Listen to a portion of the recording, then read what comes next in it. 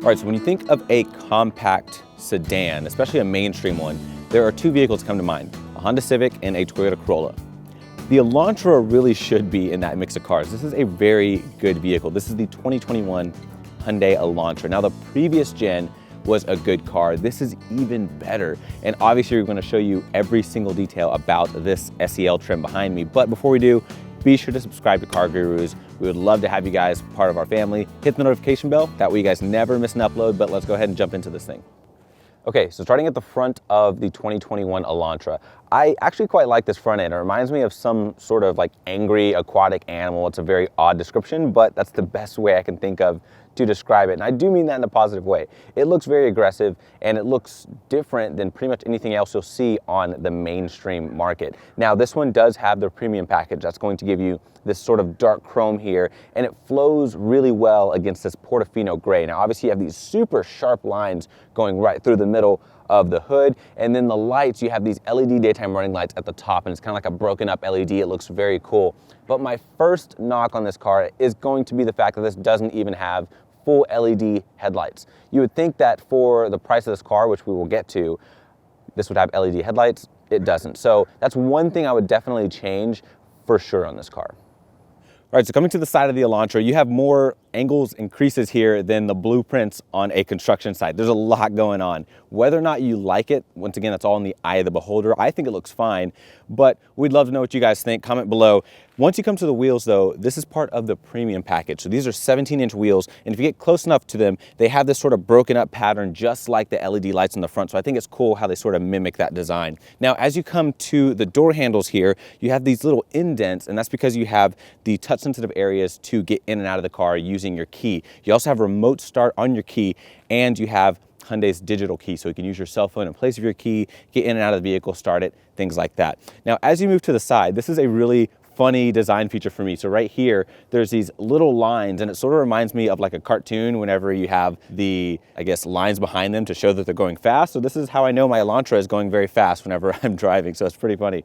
And then my last favorite part is this back end. It sort of looks like a fastback design, so I like how it slants very aggressively. And overall, I think it's a very good side profile design. Okay, so in the back, here's where all of those lines sort of come together in this very angry fashion. So imagine if you get real angry and you scrunch up your face and you have all these lines going on throughout your face. This is that exact same thing. You've got your angry eyebrows right here. You've got like the bags under your eyes right here.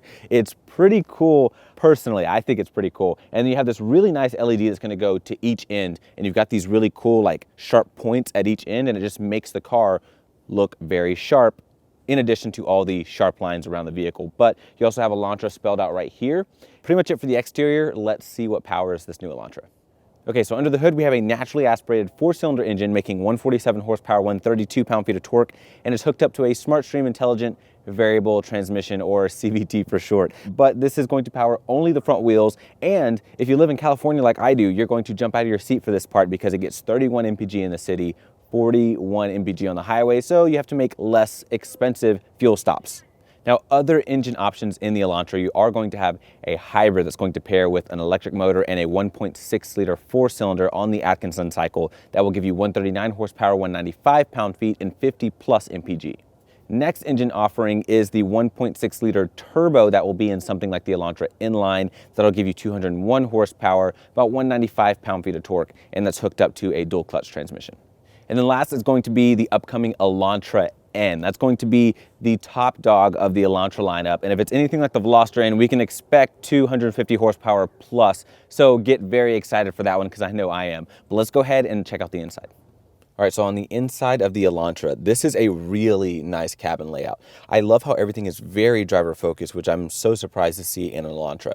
Now, I love these seats. They're very comfortable, these cloth seats. Even though they are cloth, once again, they're comfortable. They hold me in place very well. Me being 6 feet tall, I can fit in here well. I have tons of headroom, and you have two packages on this SEL trim. You have the convenience and the premium package. Now, with those two packages, you get things like heated seats for both driver and passenger. You get a wireless charging pad. You're gonna get things like full speed stop and go adaptive cruise control. You get this moonroof. You're also gonna have a Bose sound system, and you have wireless Android Auto and Apple CarPlay. But the crazy part is the Apple CarPlay and Android Auto is a standard feature. So no matter what trim you get, you're always gonna get wireless CarPlay, wireless Android Auto. I think that's very, very cool.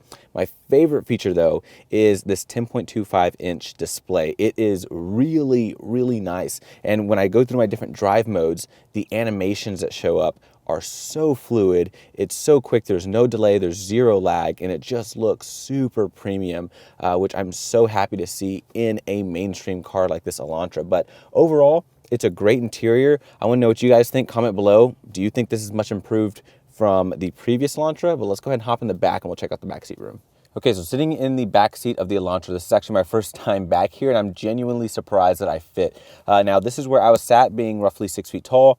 I have a good amount of room behind myself. My feet room is great. The seats don't sit down low enough to where I can't fit my feet underneath. Headroom is actually pretty good. My hair is rubbing a bit, but I've got big hair and it sits like 2 to 3 inches on top of me.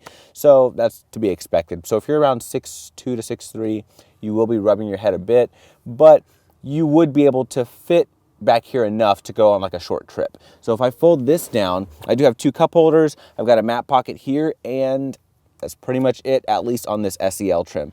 All right, so coming to the trunk space of the 2021 Elantra. Now, this is about 14.2 cubic feet. So for reference, this is bigger than something like a Toyota Corolla, but it's not quite as big as something you would get in a Honda Civic. So it's kind of right in the middle. It's an adequate amount of space. You can fit as much as you would need to in here for like 3 or 4 people. You can also lift up the floor, and you're gonna have a donut right underneath here with all of your jack assembly equipment, as well as these latches here to pull down and fold the rear seats down if you need even more space. All right, so driving the 2021 Hyundai Elantra now, there are a lot of positives about the way this car drives. As a matter of fact, I'm very impressed with the way this car drives. You've got your different drive modes, of course. You have normal, you have sport, and you have smart. Those are your only 3 drive modes. And normal feels pretty good. You have pretty light steering. The pickup is decent, so if I go about halfway, it's pretty good pickup.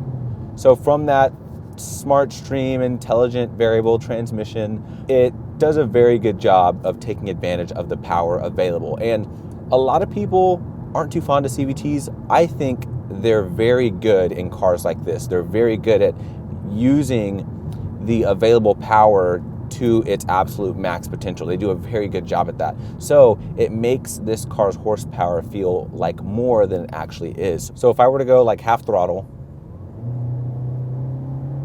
it's a good amount of pickup.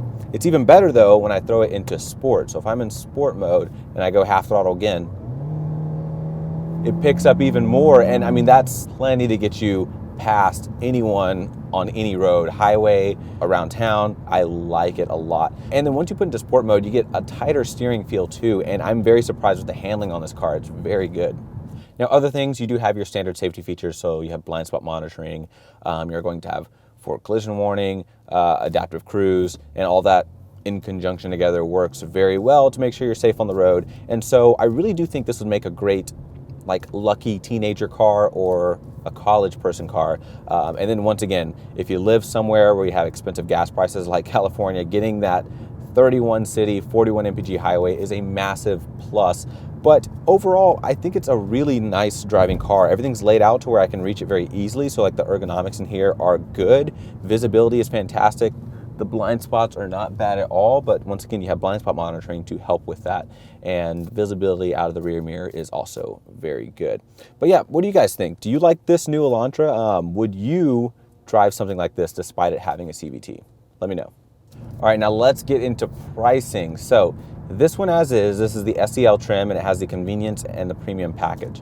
So that puts this at around $25,100. This new Elantra starts at $20,000, which is a good price. I wouldn't say it's like the cheapest, but I think it's a fair price for what you're getting because this feels like a very premium, it feels like a solid vehicle. Despite whatever you think of Hyundai and their previous reputations, this is a solid car, guys.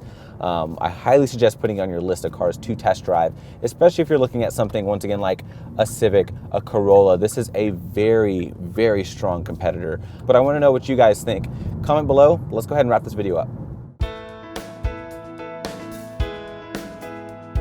Well, everyone, that's going to wrap up my review over the 21 Hyundai Elantra. I really enjoy this car. And once again, if you're looking at something like a Honda Civic or if you're looking at something like a Toyota Corolla, you should really consider this car. It's got a more youthful look to it, a more youthful driving feel. It just has a lot of tech and it's a very good offering. Now, negatives would be, I really wish this SEL trim came with the LED headlights, and I really wish you had more connectivity in the back. The back seems very bare, very basic.